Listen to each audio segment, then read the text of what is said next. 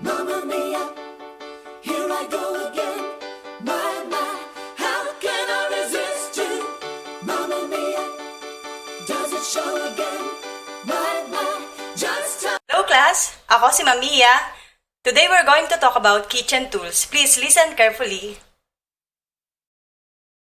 Baster is handy for returning some of the meat or poultry juices from the pan back to the food. Gamit ito upang mapadaling ibalik ang mga juices, sabaw, or pinang-marinate sa inyong niluto. Can and bottle opener used to open a food tin, preferably with a smooth operation and comfortable grip and turning knob.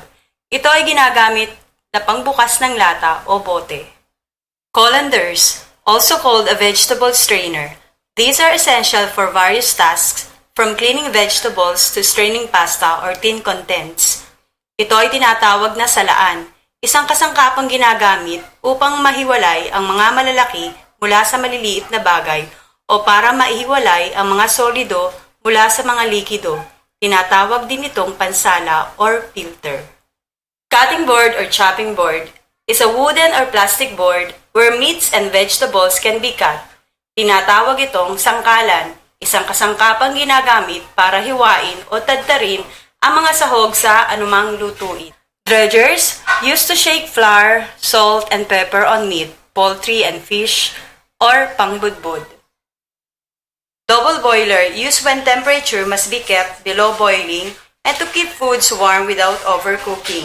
Dahil dalawa ang gamit ito, ang ilalim ay pwedeng pakuluan at ang ibabaw ay pasingawan. Ginagamit sa pagluluto ng siopaw, siomay at iba pa. Emery board and sharpening steel used to sharpen knives. Ito ay hasaan, pampatalas ng mga kutsilyo. Flipper is used for turning hamburgers and other food items. In Tagalog, ito ay siyanse. Ito ay ginagamit sa pagbabaliktad ng inyong mga niluluto. Funnels or imbudo used to fill jars made of various sizes of stainless steel, aluminum, or of plastic. Ito ay ginagamit upang hindi mahirapang magsalin ng likido sa lalagyan. Garlic press is a kitchen tool which is specifically designed for the purpose of pulping or crushing garlic for cooking or pandurog ng bawang.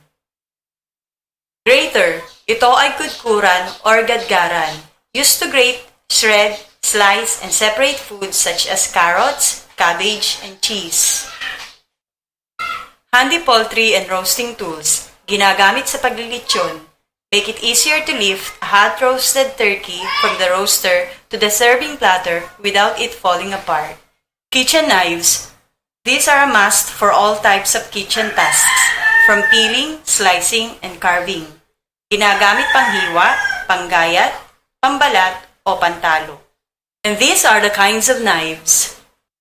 Butcher knives, French knives, roast beef slicer, boning knife, fruit and salad knives, spatula, citrus knife, and paring knife.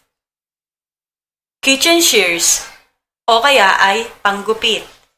They are practical for opening food packages, cutting tape, or string to package foods, or to remove labels or tags from items.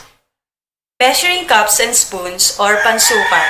Measuring tools are among the most important items found in any kitchen, since consistently good cooking depends upon accurate measurements. These are the measuring tools. Measuring cup for dry ingredients is used to measure solids and dry ingredients such as flour, fat, and sugar. It is commonly made of aluminum or stainless materials. Measuring cup for liquid ingredients. Commonly made up of heat-proof glass and transparent so that liquid can be seen. Portion scales. Scoops or dippers. Spoons. And household scales. So class, kung meron kayong hindi naunawaan, pwede nyo ulit i-play ang video na to. Thank you!